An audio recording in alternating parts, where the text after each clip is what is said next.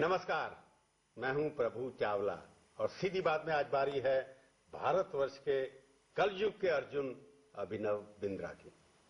अर्जुन तो याद होगा आपको? बिल्कुल। उसका नाम याद करते थे जब आप शूटिंग की तैयारी करते थे? नहीं, याद तो नहीं करता था, बट अवेयर हूँ। अवेयर कि टारगेट के ऊपर देख के चलना है। मेरे को लगता है आपने कई लोगों की नौकरी खतरे में डाल दी। नहीं, मेरा वो इंटेंशन तो नहीं है बिल्कुल भी। खाली नौकरी थोड़ी अब जोश से करें वो। जोश एडिटर बन गए अखबार के, हमारी नौकरी खतरे में। नहीं। फिर उसके बाद मॉडल बन जाएंगे खतरे में। तो आपको क्या लगता है कि आपका सारा एक गोल्ड मेडल जीतने के, हिंदुस्तान के अंदर इतनी टैलेंट की कमी है, एक गोल्ड मेडल आपने जीत लिया, देश इतना बड़ा खुश हुआ क्योंकि उनको लगता था कि एक व्यक्ति तो आया जिसने कोई दिलाया, तो लगता नहीं कि आपकी जिंदगी भी बदल गई? कुछ टाइम के लिए तो बदली है, बट होपफुली थोड़े दिनों में सब फेड आउट हो जाएगा और I'll be back to normal। ये कैसे बदल गया? आपको क्या लगा जो कि पहले आपकी जिंदगी में नहीं था और अब आपकी जिंदगी में आके कि अभिनव बिंद्रा? जस्ट सडनली इतनी पब्लिसिटी मिल गई है और हर कोई जानता है। That's a change, it's different, something मैं यूज्ड टू हो रहा हूँ उसको। डर लगता होगा आपको? डर तो नहीं, इट्स जस्ट अजीब, स्ट्रेंज। इतनी पब्लिसिटी, इतने कैमरा मैन, इतने टीवी वाले आते हैं, आपके लिए तो एक प्रोफेशन है, आपने जो कि आप करना चाहते थे, जिसके भी आपके लिए तो मिशन था, पर ये जो इतना सारा घेर रहे हैं, आपको लगता है ये सब इसमें कुछ, आपने कहा थोड़े दिन चलेगा उसके बाद सब भूल जाएगा, ये क्यों लगता है आपको? ऐसे ही होता है स्पोर्ट में, ऐसे ही होता है स्पोर्ट में।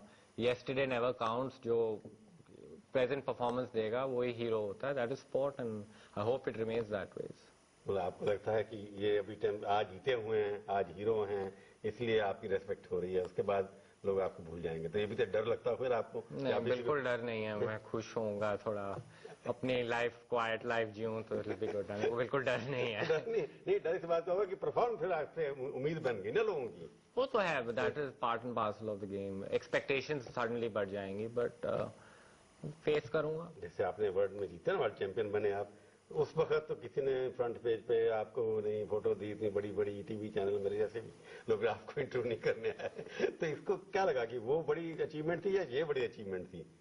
दोनों बड़ी अचीवमेंट हैं। वर्ल्ड चैंपियनशिप मेरे स्पोर्ट के लिए सबसे बड़ा कंपटीशन है, वो ओलंपिक से भी ज्यादा मुश्किल कंपटीशन है। बहुत सेटिस्फैक्शन थी कि मैं उसे जीता। सारे लोग वहां भी थे जिनको आपने अब हराया है, इनसे काफी लोग वहां और ज्यादा भी थे, और ज्यादा भी थे।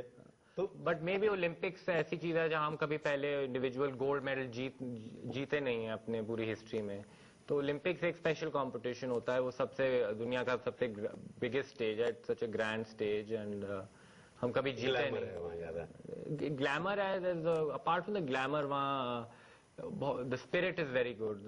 पूरे दुनिया के सबसे बेहतरीन एथलीट्स वहाँ जाते हैं, तो जो एटमॉस्फेयर है ओलंपिक्स का, जो ऑरा है ओलंपिक्स का, वो डिफरेंट है। मतलब आपकी अचीवमेंट तो वो बड़ी थी ना, आप जैसे का प्रोफेशनल टूर्नामेंट तो वही था, वर्ल्ड कप जो आप जीता था वो प्रोफेशनल टूर्नामेंट था, ये एक तमाशा टूर्नामेंट है, पर इसमें कंपटीशन उतना ही बड़ा था।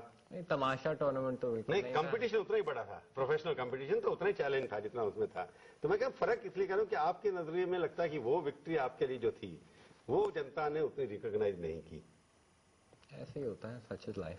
मतलब आपको लगता है कि देर से आपको रिकॉग्निशन मिली? मेरे को I have no complaints, I am very happy. आपको इस जर्नी जब आपने शुरू की थी, आपने 25 साल आपकी उम्र है या 26 साल जितनी भी है, मैं काफी आपके बारे में पढ़ा थोड़ा आने से पहले, जब से 15 साल 16 साल से आपने शुरू किया, तो आप क्या स्ट्रगल क्या करना पड़ा, किस तरह का स्ट्रगल किया आपने? देखिए, मुश्किल, स्पोर्ट इज काफी मुश्किल चीज होती है। I mean to become a world beater in any sphere of life, it's a hard struggle. बचपन में शौक होता है ना, गाड़ियां, बच्चे होते हैं गाड़ियां रखते हैं घर में, फादर से, जैसे मेरा बेटा कई बार कहते गाड़ियां चाहिए मेरे को। आपको लगता है कि बंदूक चलाने का शौक था कि मारना लोगों को, क्या क्या शौक कैसे पड़ा ये बंदूक का आपको? ऐसे मैं स्कूल के बाद एक पास टाइम ढूंढ रहा था, एक हॉबी ढूंढ रहा था, तो मेरे को एक कोच को, I was introduce to a coach, और I was fascinated by the sport, और ट्रेनिंग में लग गया, एंड बहुत ही एडिक्टिव किस्म का स्पोर्ट है, तो मैं ट्रेनिंग में लग गया, and I was very fascinated, and then I had the passion to do something good, and do something good and do something. वो तो बात की बात है ना, पैशन पहले तो बचपन में तो शौक होता है कि कोई एक हॉबी डेवलप करनी है, जैसे हॉबी रही है, तो हॉबी है। हाँ, तो आपने जब बंदूक चुनने की कोशिश की कि आपको लगता है ठान करनी है, जो बचपन के बच्चों की आदत होती है ना, बिल्कुल, तो शुरू तो ऐसे ही होता है, फिर बाद में उसमें फैसिनेशन जैसे आपने कहा हो गया, तो आपको लगता था कि राइफल जो है आपके लिए ठीक कंपनी है? हाँ, I was not physically very strong initially, तो मेरे को यही स्पोर्ट ठीक लगा, बट जैसे मैं स्पोर्ट में बढ़ा तो मुझे पता लगा कि इसमें फिजिकल फिटनेस भी खतरा भी है ना, काफी इम्पोर्टेंस है, तो concentration it was very fascinating to me. तो उसको आगे बढ़ने के लिए आपको घर वालों ने एनकरेज किया होगा? बिल्कुल, मेरे घर वालों ने बिल्कुल इनकरेज किया। जब मैं स्कूल में था, मेरे फादर मुझे हमेशा चिट्ठियां लिखते थे कि आप खेलो खेलो खेलो खेलो, तो उस टाइम मैं बिल्कुल नहीं खेलता था, बट धीरे धीरे इंटरेस्ट डेवलप हुआ स्पोर्ट्स के लिए, एंड घर वालों की बिल्कुल पूरी बैकिंग थी। राइफल के साथ ट्रस्ट करना बच्चे को जरा लगता नहीं था? आपको लगता नहीं था कि माँ बाप को डर लगता होगा? बहुत ही सेफ स्पोर्ट है हमारे शूटिंग स्पोर्ट में, कभी कोई हिस्ट्री में कोई एक्सीडेंट ही नहीं हुआ। नहीं होता, वो दूसरों को मारने के लिए टारगेट रखते हैं, अपने ऊपर कुछ नहीं होता। डर नहीं लगता लोगों को? मतलब साइकोलॉजिकल पेरेंट्स को तो डर लगता हो ना कि ये पता नहीं बच्चा कैसा है, इतना रिस्की स्पोर्ट्स है, इसमें लड़का, आप तो शक्ल से भी शरीफ लगते हैं, बोलते भी शराफत से हैं, कि शरारती लड़के होते हैं, नहीं किसी और को मार दे अपने के वजह से। स्पोर्ट, कोई भी स्पोर्ट में आप जाओ, requires lot of discipline, it teaches you lot in life. सब बुरी आदतें स्पोर्ट्स में, मैं पेरेंट्स को इनकरेज करूंगा स्पोर्ट्स में डालो बच्चों को, सारी बुरी आदतें वैसे ही मिट जाएंगी, because it teaches you lot of discipline, it teaches you बहुत कुछ सिखाती है। राइफल जब आपने पहली बार हाथ में पकड़ी तो आपको कैसा लगा कि इसके आगे कैसे बढ़ना है? आपको टारगेट जब बनाया था, आपने किस उम्र में बनाया था कि आपको क्या बनना है? देखो, मैं 13 साल का था जब मैंने सबसे पहले स्पोर्ट की तरफ गया, तो मेरा ख्याल 1996 की ओलंपिक्स की टीवी में देख रहा था मैं अटलांटा की, और मैं बड़ा फैसिनेटेड हो गया, और बस मन में आ गया कि मेरे को ओलंपिक्स में कुछ करना है, और मैं जुट गया। 96 में जब आपने पहली बार ओलंपिक देखे अटलांटा, यहाँ पे टेलीविजन के अंदर, तो उस वक्त कितनी उम्र थी आपकी? 14 साल की। तब फैसला कर लिया कि मैंने अभी 12 साल में अपना सपना पूरा कर लिया आपने? बड़ा टाइम लगा, बहुत लंबे 12 बड़ा टाइम लगा आपको? 12 साल में क्या क्या किया आपने? मैं फिर पूछूंगा आपसे एक छोटे से ब्रेक के बाद। सीधी बात में आपका एक बार फिर से स्वागत है। आज हम बातचीत कर रहे हैं केवल अभिनव बिंद्रा से। बिंद्रा जी, आपने कहा 12 साल में आपने गोल्ड मेडल देश के लिए इतिहास बना दिया। इन 12 साल के अंदर काफी कुछ परेशानियां तो होंगी, आपको आई होंगी कि ये क्या हो गया, जब लगा कि नहीं मैं छोड़ के भाग जाऊंगा एकदम? बिल्कुल, वो बड़ा टाइम आया जब मैं रोता था, मैं अपने आप को सोचा था मैं क्यों लगा हुआ हूँ इसमें, मैं कुछ और कर सकता हूँ। बहुत फ्रस्ट्रेटिंग मोमेंट्स रहे हैं, टफ मोमेंट्स रहे हैं, बट उसी के बीच में देयर वाज कोई इनर स्ट्रेंथ थी जो मुझे बोलती रहती थी नहीं, करते जाओ, एक दिन जीतोगे। तो डिटर्मिनेशन काफी थी, और मैं लगा रहा इसमें, मैं गिव अप नहीं किया था। स्कूल छोड़ के आ गए थे, मैंने सुना आप स्कूल में से, वहाँ कोई आपको पसंद नहीं आया एटमॉस्फेयर की, स्पोर्ट्स का चांस नहीं मिलता था? मैं डून स्कूल में था, पर मैं वहाँ खाली 1-2 साल रहा, फिर मैं डे स्कूल में आ गया यहाँ चंडीगढ़ में, और तो वहाँ से लगा कि नहीं स्कूल में कुछ नहीं कर सकता मैं, स्पोर्ट्स की इंकरेजमेंट इतनी नहीं है, टाइम नहीं मिलता? वहाँ स्पोर्ट्स की इंकरेजमेट थी, दूसरे स्पोर्ट्स की, क्रिकेट टाइप स्पोर्ट्स की ज्यादा क्रिकेट टाइप। बट मैं फिर यहाँ सेंट स्टीफन स्कूल में चंडीगढ़ में आया, और मेरे को बहुत इंकरेजमेंट मिली। आपने कहा नहीं उनसे कि नहीं मैंने को ये करना है, आप कराइए कुछ? नहीं, वो दे नहीं रहे थे, तो फिर मेरे को अपना रास्ता चुनना था, तो मैं आगे यहाँ आ गया, और डे स्कूल में यहाँ पढ़ने लगे, और यहाँ मुझे बड़ी इंकरेजमेंट मिली, तो आई वाज वेरी हैप्पी। तो आपने ट्रेनिंग के लिए क्या किया? ट्रेनिंग के लिए आपने कोच खुद सेलेक्ट करते थे अपना, या आपको? देखिए, जब मैंने शुरू किया तो यहाँ शूटिंग के बारे, अब शूटिंग काफी आगे बढ़ गया है इंडिया में, बहुत शूटर्स हैं जो बहुत अच्छा कर रहे हैं, बट उस टाइम ज्यादा इतनी अवेयरनेस नहीं थी। तो जब मैं 13 साल का था, मैं पहली बार मैं जर्मनी गया, मैं मेरी अपनी मम्मी के साथ जर्मनी गया, और वो मुझे लेकर गई। वहाँ एक शूटिंग स्कूल है, और वहाँ मैंने 2 महीने लगाए शूटिंग स्कूल में, और वहाँ तभी से फिर मैंने ट्रेनिंग शुरू कर ली। जर्मनी में मैंने काफी ट्रेनिंग करी है, और वही मैंने फिर अपना बेस बना दिया, और वहीं उसी कोच से शुरू से, वहीं 13 साल की उम्र से उसी एक ही कोच से ट्रेनिंग ले रहे हैं? एक आध को पहले शूटिंग स्कूल में गया था, फिर जब मैं थोड़ा आगे बढ़ा और थोड़ा इम्प्रूवमेंट आया स्पोर्ट में, और कुछ थोड़ा बहुत जीतने लग गया, तो एक काफी फेमस कोच हैं जो मेरे कोच हैं अब, गैबी, और उनसे मैंने कांटेक्ट बनाया, और अब मैं पिछले 10 साल से। उनकी फीस भी तो काफी होगी? वो तो प्रोफेशनल हैं, तो फीस। फिर आप फीस आपने, आपके फादर ने दी, या एसोसिएशन ने दी, या ओलंपिक एसोसिएशन ने दी, या सरकार ने दी, किसने दी? शुरुआत में तो खाली मेरे पेरेंट्स ने सपोर्ट किया, बट आगे जब मैं बढ़ा तो थोड़ा बहुत सरकार ने भी सपोर्ट किया। तो थोड़ा बहुत, पूरा कोच का खर्चा सरकार ने नहीं दिया आपको? नहीं, जब आगे बढ़ने लग गया, जब कुछ वर्ल्ड चैंपियनशिप जीती, तो उसके बाद से मेरे को सरकार ने थोड़ा सा पूरा 100% कोच का खर्चा उन्होंने दिया? 100% तो नहीं, बट 96 पार्ट। जैसे अभी आपने 2006 में वो जीता, उसके बाद 2008 में आपने जीता, आप जाते रहे जर्मनी वापस, आपको तो सरकार ने पूरा खर्चा देने, आपने मांगा नहीं है, उन्होंने दिया नहीं?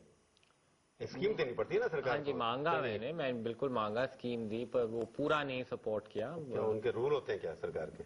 पता नहीं, क्वेश्चन मार्क आपके होते हैं। ऊपर विश्वास नहीं था उनको? Good point. आई थिंक जब मैं मीटिंग के लिए गया था एक बारी वर्ल्ड चैंपियनशिप जीतकर, और मैं उस मीटिंग के बाद मिनिस्ट्री से बड़ा डिसअपॉइंटेड निकला, क्योंकि जो एटमोसफेयर था मीटिंग का, वो खाली लग रहा था कि मैं को तो कोई चीट हूँ और मैं खाली पैसे लेने आया हूँ। That was very disappointed. 2006 में, 2007 में मिनिस्टर को मिले थे या आप जूनियर लेवल पे लोगों? Junior, I don't know, secretary level. पर उसके बाद मैं अभी गया, गोल्ड मेडल जीतकर फिर मिनिस्ट्री में गया, तो काफी फर्क नजर आया। आपको लगता है हर स्टेज के ऊपर आपको कहीं ना कहीं प्रॉब्लम फेस करनी पड़ी अपने करियर में? तो क्वेश्चन मार्क्स हमेशा रहते थे। आई मीन विश्वास नहीं होता था लोगों को कि अभिनव बिंद्रा गोल्ड मेडल जीत सकता है। खाली मेरे ऊपर नहीं, कोई एथलीट पर जो पूरा सेटअप है वो एथलीट पर विश्वास ही नहीं करता। अगर हमें पूरे ओलंपिक्स में ज्यादा मेडल्स जीतने हैं तो प्रोफेशनल पूरा सेटअप होना होगा, एक विजन होनी चाहिए कि हमें इतने मेडल्स जीतने हैं। सरकार पैसे खर्चती है एंड आगे भी बजट भी बढ़ा है, बट वो जो सारा पैसा है वो एक विजन के साथ, एक प्लान के साथ अगर स्पेंड किया जाए तो वो ज्यादा इफेक्टिव होगा। तो अभी लगता है स्पोर्ट्स के ऊपर कम खर्च होता है, एडमिनिस्ट्रेशन के ज्यादा? बिल्कुल, जो एथलीट पर ज्यादा खर्चा नहीं होता, एथलीट मैनेजमेंट के ऊपर खर्चा होता है। ऑफिसर जैसे इतने सारे वहाँ पर ऑफिसर, आधा बजट तो वहीं चला जाता है, आधे से ज्यादा आते हैं। अब क्या सजेस्ट क्या करेंगे? अगर आपको खेल मंत्री बना दिया जाए एक दिन के 2 दिन के लिए, तो आप क्या करेंगे? 2 दिन में तो कुछ होगा नहीं। बट एक काम जो मेरा सजेशन होगा कि जो हर फेडरेशन है उसको एक कोई एक प्रोफेशनल को रखना चाहिए, जो फेडरेशन जो एथलीट्स को मैनेज करे, एथलीट्स की प्लानिंग करे, एथलीट्स की ट्रेनिंग को प्लान करे, ताकि जो एथलीट है उसे पूरा सपोर्ट मिले और वो अपनी परफॉर्मेंस आगे बढ़ा सके। जो इंडियन एथलीट है बहुत ही मेरे हिसाब से बहुत ही टफ एथलीट है, क्योंकि उसे इतना प्रॉब्लम्स का सामना करना पड़ता है, बट तभी भी वो बहुत ही मोटिवेटेड एथलीट होता है, नेवर गिव्स अप। तो आपका सजेशन था सीईओ होना चाहिए, उनको फुल पेमेंट सीईओ को मिलनी चाहिए। तो आपका सजेशन कि आपका इंटरनल एक्सपीरियंस 12 साल का स्पोर्ट्स ऑर्गेनाइजेशन का, लगता नहीं है कि यहाँ सारी की सारी स्पोर्ट्स फेडरेशन और एथलीट फेडरेशन का मैनेजमेंट स्पोर्ट्स के स्पेशलिस्ट के हाथ में होना चाहिए? बिल्कुल, जो अभी जो हमारा सेटअप है तो ऑनररी सेटअप, तो जब ऑनररी सेटअप होता है तो फिर कोई रिस्पॉन्सिबिलिटी इतनी नहीं होती। When there is something, जब कोई when some responsibility is given to a person, that is more effective, I think. Responsibility पर प्रोफेशनल पॉलिटिशियन नहीं होने चाहिए ना, आपका प्रोफेशनल होने चाहिए। पॉलिटिशियन जैसे कलमाडी साहब ने बोला है कि they are able to get funds and all, okay maybe, but vision के साथ चलो, do it properly, do it professionally. Fund तो आते हैं प्लेयर के नाम से ना? बिल्कुल। कलमाडी साहब के नाम से पैसा कोई देगा या अभिनव बिंद्रा के नाम से पैसा देगा कोई? वो तो सरकार ही बताएगी। नहीं गोल्ड मेडल तो आप जीते हैं ना, कलमाडी साहब तो नहीं जीते। तो आपको लगता नहीं कि पॉलिटिशियन बिल्कुल नहीं होने चाहिए, प्रोफेशनल होने चाहिए? देखो, I have nothing against anybody, politician रहे या ना रहे, नहीं होता ना, बट मैं किसी का नाम नहीं ले रहा इसलिए, but it has to be run professionally. बिल्कुल मैं सहमत हूँ कि प्रोफेशनल्स के have to run the show. इसके अलावा क्या करना चाहिए स्पोर्ट्स को इम्प्रूव करने के लिए? छोटे से ब्रेक के बाद एक बार फिर से पूछूंगा और 5 सवाल पूछूंगा, बहुत ही तीखे, और उसका जवाब देना होगा आपको। सीधी बात में आपका एक बार फिर से स्वागत है। हम कोशिश कर रहे हैं अभिनव बिंद्रा से कुछ कहलवाने की। आप लगता है कि आप जीत गए, इसके बाद नेक्स्ट स्टेप क्या है आपका? देखिए, अभी आई डोंट नो व्हाट, सारी उम्मीदें आप ही के ऊपर हैं, कि बाकी कुछ कर नहीं रहा। नहीं, मैं कुछ स्पोर्ट के लिए करना चाहूंगा, मैं अपने जो इंडियन एथलीट है उसकी मदद करना चाहूंगा। दैट इज, तो यहाँ तो राजनीति होती है कि आप किसके पास जाएंगे, किसके पास नहीं जाएंगे, तो जीतने के बाद उसके ऊपर भी आपको क्वेश्चन मार्क लगा देते हैं कि आप यहाँ जाइए, यहाँ मत जाइए। नहीं, मैं खाली I want to do something for the athlete, जो अपनी तरफ से कर सकूं, ताकि और एथलीट्स को अपॉर्चुनिटी मिले अपना टैलेंट को आगे बढ़ाने के लिए। चलिए, अब मैं सीधे सवाल आपसे 5 तीखे सवाल करूंगा, जवाब देना पड़ेगा आप, क्योंकि मेरे को लगता है आप जब गोल्ड मेडल जीते आप सीधे साधे खड़े चुपचाप, कोई आपको रिएक्शन नहीं था। जो 8 मेडल फेल्प्स जीता तो डांस करने लग गया था। तो मेरे को क्या लगता है कि आपके अंदर डर ज्यादा है? आप अपने डरते किससे हैं? अपनी मम्मी से या पापा से ज्यादा डरते हैं? किसी से भी नहीं, वो मेरे से डरते हैं। आपसे डरते हैं? आप किससे प्यार करते हैं ज्यादा, राइफल से या अपनी बहन से? अपनी बहन से। अपनी बहन से। आप इसके बाद मॉडल बनेंगे या शूटर ही रहेंगे? मॉडल तो नहीं बनूंगा। नहीं बनेंगे आप? लुक्स ही नहीं है। लुक्स नहीं आपके मॉडल रहे? अरे साहब मॉडल बना देंगे आपके। आपके लुक्स की वजह से नहीं बनेंगे या आपको शौक नहीं है? नहीं, शौक नहीं है। शौक नहीं है मॉडल बनने का। आप शादी अपनी मर्जी से करेंगे या पेरेंट्स की चॉइस से? अपनी मर्जी से। अपनी मर्जी से करेंगे। तो लड़की आप खुद चुनेंगे, पेरेंट्स को नहीं सुनेंगे उसके अंदर। आपको क्या लगता है कि अगला गोल्ड मेडल आपको जीतने के लिए क्या लड़ाई करनी पड़ेगी? आप सरकार से लड़ेंगे या अपने आप से लड़ेंगे? अपने आप से। थैंक यू वेरी मच, हमारे स्टूडियो में आए, बहुत बहुत शुक्रिया। Thank you. तो ये थी आज की मुलाकात। सीधी बात का ये कार्यक्रम आपको कैसा लगा? आप अपनी राय हमें ईमेल के जरिए भी भेज सकते हैं। हमारा ईमेल का पता है sb@aajtak.com। अगले हफ्ते आएगी बारी किसी और हस्ती की। इंतजार कीजिए तब तक और देखते रहिए आज तक।